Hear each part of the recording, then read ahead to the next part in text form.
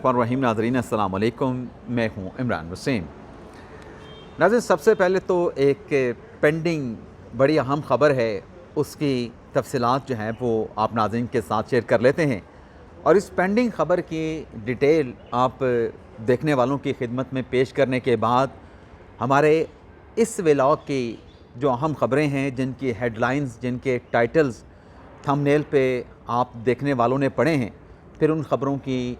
तफसीलात भी आपकी खिदमत में पेश करेंगे। पेंडिंग ख़बर नाज़रीन ये है कि आज अडयाला जेल में जो इमरान खान साहब और बुशरा बीबी साहिबा का 190 मिलियन पाउंड केस का जो मुकदमा है, जिसमें सेक्शन 342 के स्टेटमेंट की वजह से अदालती कार्रवाई रुकी हुई है। दूसरा जो मुकदमा है वो तोशाखाना 2 का है,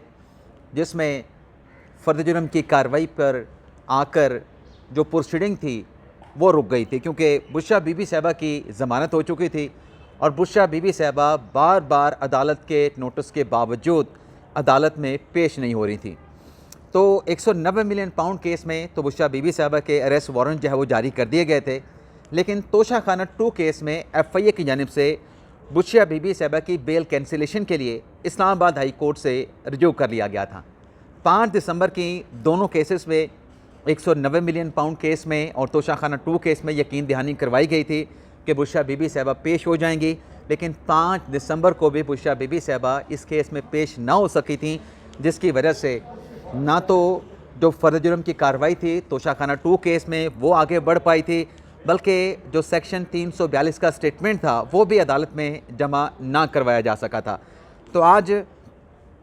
इन दोनों केसेस की कार्रवाई अडयाला जेल में इस वक्त की नाज़रीन जो इतलात हैं, तोशाखाना 2 केस की कार्रवाई तो मुकम्मल हो चुकी है, लेकिन उसकी डिटेल बाहर नहीं आई है।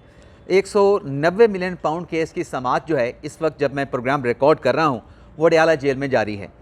लेकिन नाज़रीन, जो ज़राए बता रहे हैं, जो ज़राए से मालूमात मिल रही हैं, वो ये है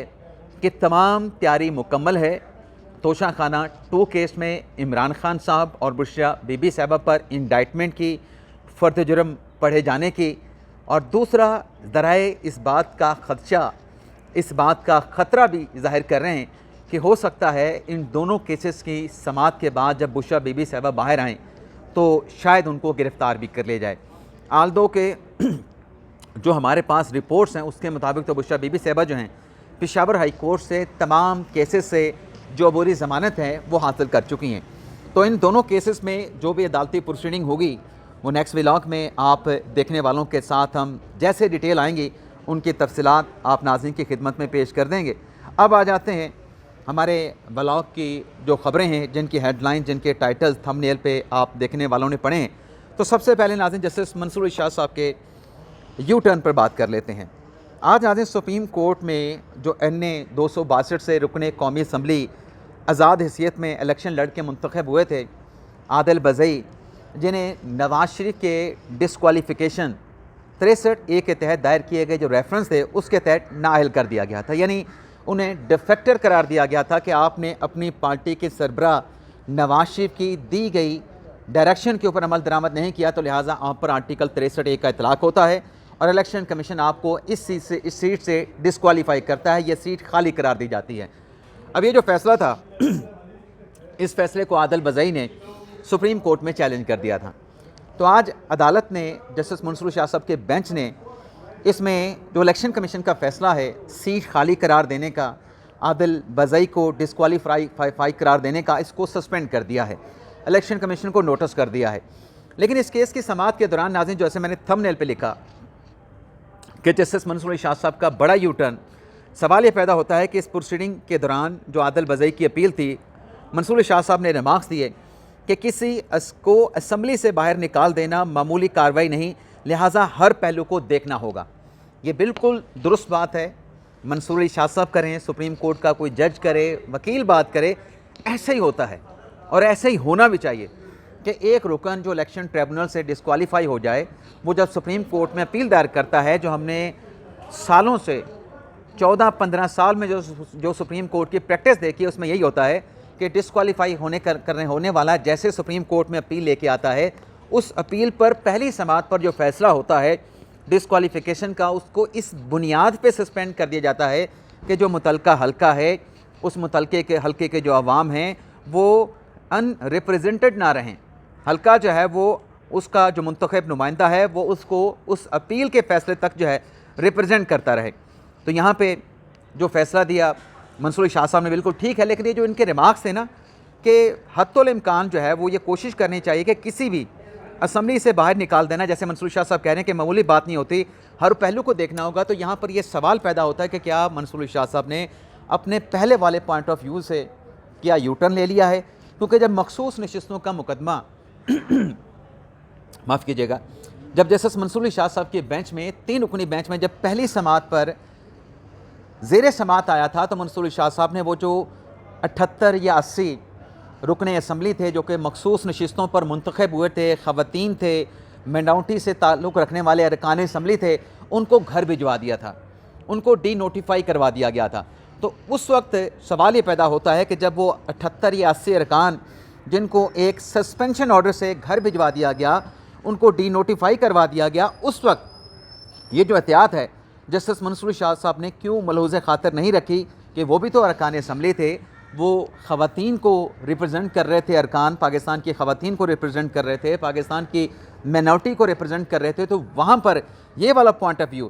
جو آج منصور علی شاہ صاحب لے رہے ہیں یہ اس وقت کیوں نہیں لیا گیا؟ تو یہ ناظرین بڑا اہم سوال ہے. اور پھر اسی سوال کے اوپر اور بھی سوالات جنم لیتے ہیں کہ انصاف کے جو تقاضے ہیں، جو اصول ہیں،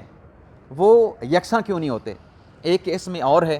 دوسرے کیس میں اور ہے. کیونکہ جو میں بات کر رہا ہوں جس طریقے سے مخصوص نشستوں کے کیس میں ان مخصوص منتخب ارکان کو گھر بھیجا گیا پہلی سماعت پہ، حالانکہ ہوتا سپریم کورٹ میں یہ ہے کہ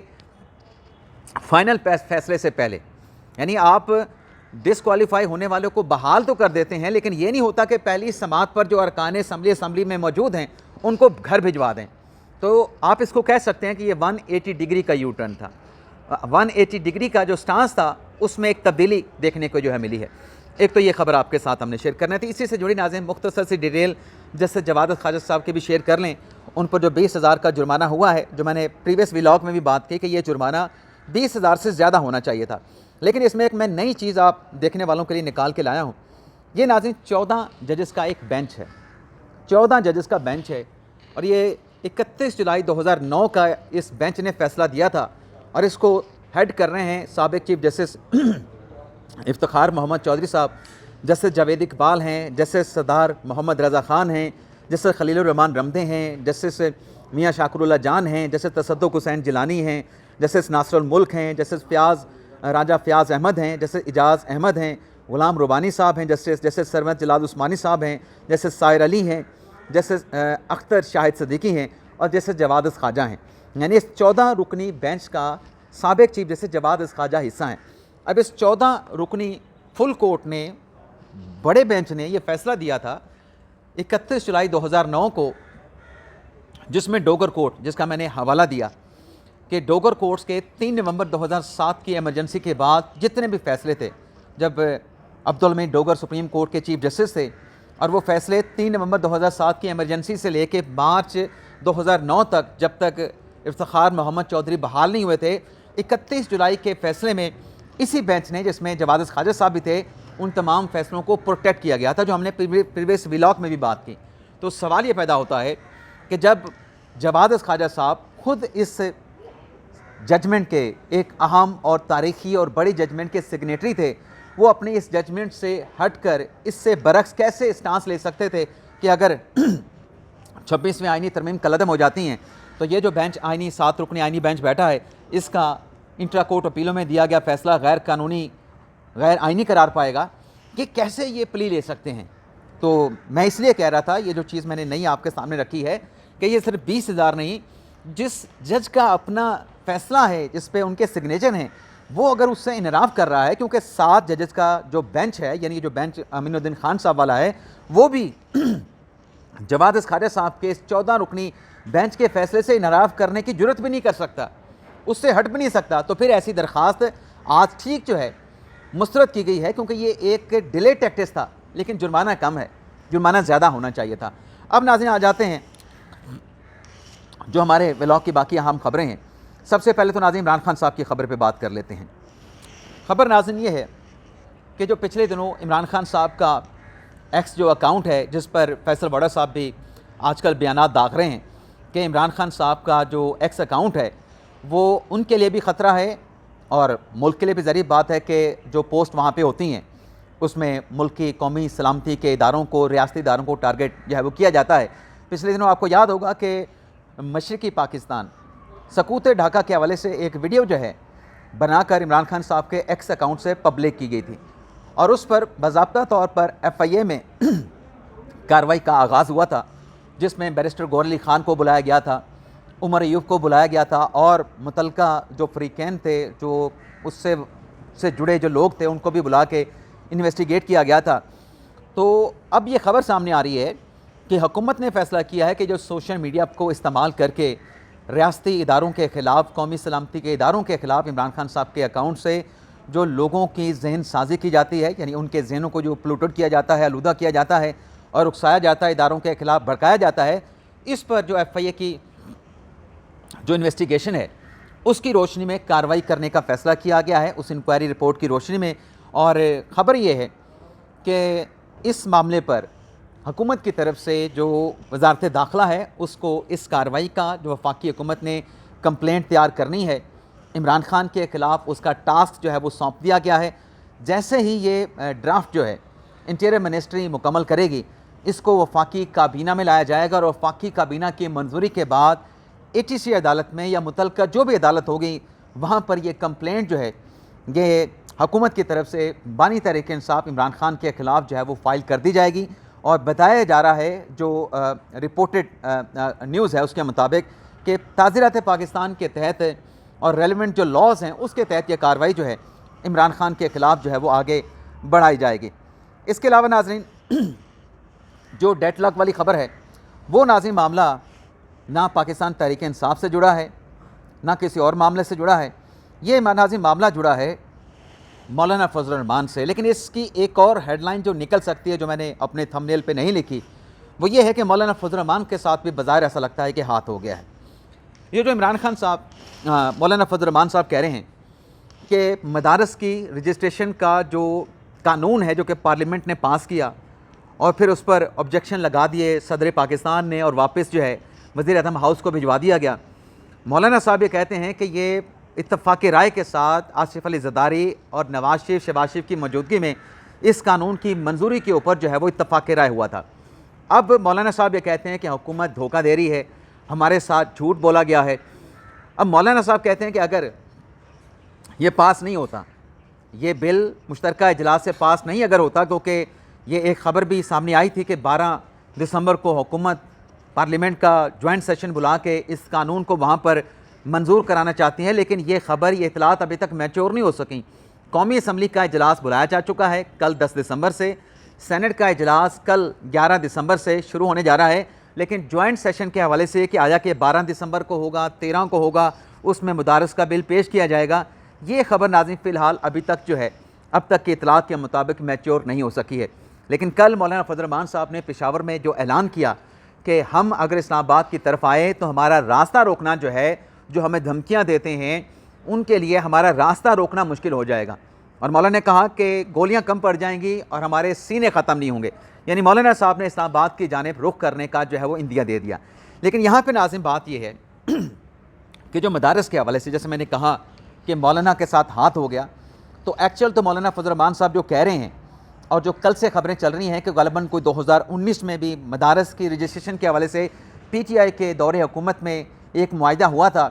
جس پر حکومت بھی ایمفسائز کر رہی ہے، تو یہاں پر تو ایسا لگتا ہے کہ حکومت اور مولانا فضل الرحمان کے مابین جو ہے وہ ڈیڈ لاک موجود ہے۔ حکومت فی الحال لگ نہیں رہا کہ اس قانون کو پارلیمنٹ کے مشترکہ اجلاس میں پیش کر کے اس کو اپروو کرائے گی، اس کو منظور کرائے گی، لیکن مولانا کے ساتھ جو دوسرا ہاتھ ہوا ہے، پاکستان تحریک انصاف جو 26ویں آئینی ترمیم کی منظوری کے دوران جو بار بار مولانا صاحب کے گھر پہ جا رہی تھی، وہاں پہ جا کے نیگوسیشن چل رہی تھیں، ملاقاتیں چل رہی تھیں، اور پھر مولانا صاحب اس بات کا کریڈٹ لیتے بھی ہیں کہ جو 56 مختلف امینڈمنٹس تھیں 26ویں آئینی ترمیم کو اس کو کم کر کے ہم 36 یا 32 پہ لے کے آئے، مولانا صاحب اس کا کریڈٹ بھی لیتے ہیں۔ لیکن اب یہ ہوا ہے کہ جو تحریک انصاف کے چیئرمین ہیں بیرسٹر گور علی خان، انہوں نے یہ اسٹیٹمنٹ دیا ہے کہ پی ٹی آئی ان کے دور میں جو مدارس کی رجسٹریشن کا معاہدہ ہوا تھا، مدارس کے ساتھ اس مدرسے کو سپورٹ کرتی ہے، اپنے اس معاہدے پر پاکستان تحریک انصاف قائم ہے، اور یہ بیرسٹر گور علی خان کہتے ہیں کہ بالکل درست جو ہے وہ معاہدہ ہوا تھا مدارس کے ساتھ ان کی رجسٹریشن کے حوالے سے، اور مدارس میں بیرسٹر گور علی خان یہ کہتے ہیں کہ جدید تعلیم جو ہے وہ پڑھائی جانی چاہیے۔ اب یہ ناظرین، جب بیرسٹر گور علی خان صاحب کا اسٹیٹمنٹ آ گیا اور وہ اپنے معاہدے کو سپورٹ کر رہے ہیں، تو مولانا صاحب تو مدارس کے رجسٹریشن کا نیا قانون چاہتے ہیں، تحریک انصاف اپنے پرانے قانون کو سپورٹ کر رہی ہے، حکومت بھی اسی 2019 کے معاہدے کے ساتھ کھڑی ہے۔ تو یہاں پر تو ایسا لگتا ہے کہ اس پاکستان تحریک انصاف کو جس کو مولانا نے سپورٹ کیا، ریسکیو کیا 26ویں آئینی ترمیم میں، وہ پاکستان تحریک انصاف بھی مولانا کے ساتھ ہاتھ کر گئی ہے۔ لیکن اس پورے معاملے کو اگر ہم دیکھیں تو حکومت اور مولانا فضل الرحمان کے مابین ڈیڈ لاک موجود ہے۔